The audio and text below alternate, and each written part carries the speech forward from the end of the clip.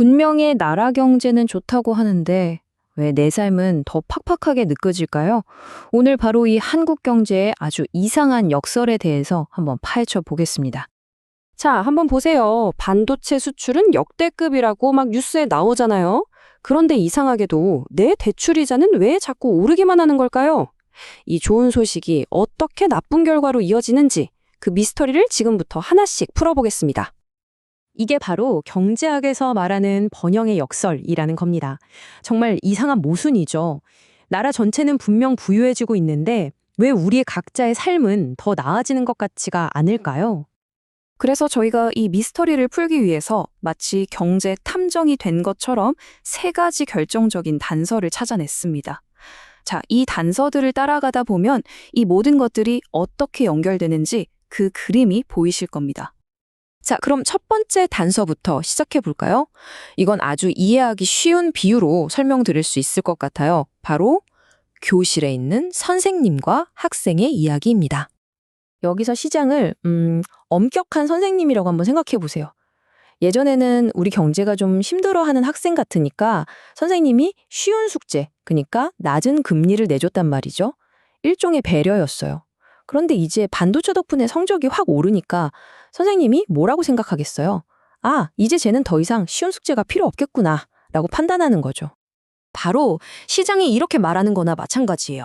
어쭈, 한국 경제 반도체 덕분에 꽤 튼튼해졌네? 그럼 이제 금리 인하 같은 특별 과외는 필요 없겠다. 이렇게요.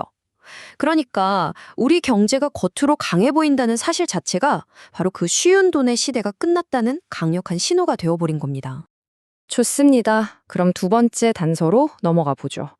이번 이야기는요. 갑자기 온 세상에서 너도 나도 찾는데 정작 우리 주변에선 구하기가 하늘의 별 따기가 된 어떤 아주 인기 있는 상품에 대한 겁니다.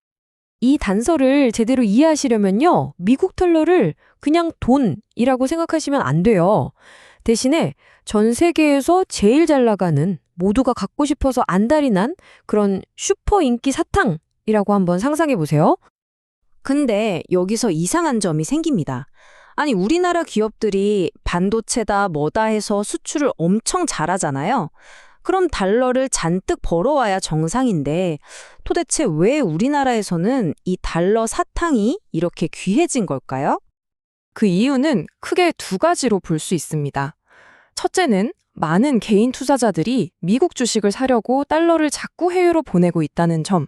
그리고 둘째는 우리 대기업들이 수출로 번 그 귀한 달러를 한국으로 가져오지 않고 바로 미국 현지에 공장을 짓는데 다시 투자해버린다는 겁니다.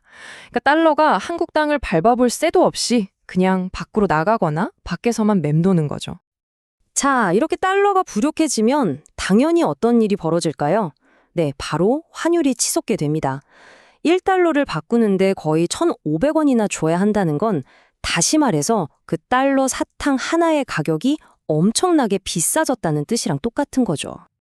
자, 바로 여기서 핵심이 등장합니다. 생각해보세요. 달러 가치가 이렇게나 높은데 만약에 한국은행이 금리를 내려버리면 어떻게 될까요? 그럼 투자자들은 한국에 돈 놔둬봤자 이자도 별로 안 주네? 하면서 더 높은 수익을 주는 미국으로 돈을 옮기려고 너도 나도 달러로 바꿔서 빠져나가겠죠. 그럼 달러는 더 부족해지고 환율은 끔찍하게 더 오를 겁니다. 바로 이 악순환 때문에 우리 중앙은행은 금리를 내리고 싶어도 내릴 수가 없는 말 그대로 손발이 꽁꽁 묶인 상황이 된 겁니다. 이제 드디어 마지막 세 번째 단서입니다. 이번에는 금리가 이렇게 높을 때 만약 여러분이 투자자라면 어떤 어려운 선택에 놓이게 될지에 대한 이야기예요.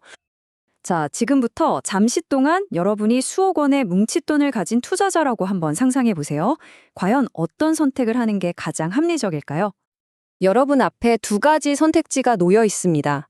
하나는 이것저것 수리도 해줘야 하고 세입자랑 씨름도 해야 하는 상가 건물이에요. 수익률은 연 3%.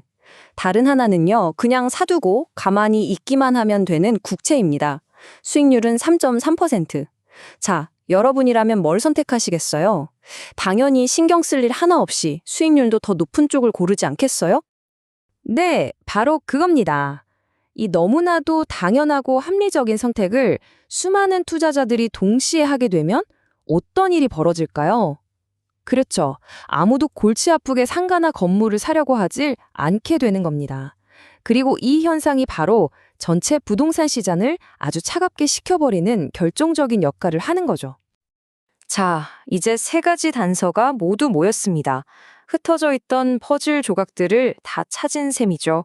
지금부터 이 조각들을 하나씩 맞춰서 우리를 괴롭혔던 이 경제 미스터리의 전체 그림을 완성해 보겠습니다. 한번 정리해 볼까요?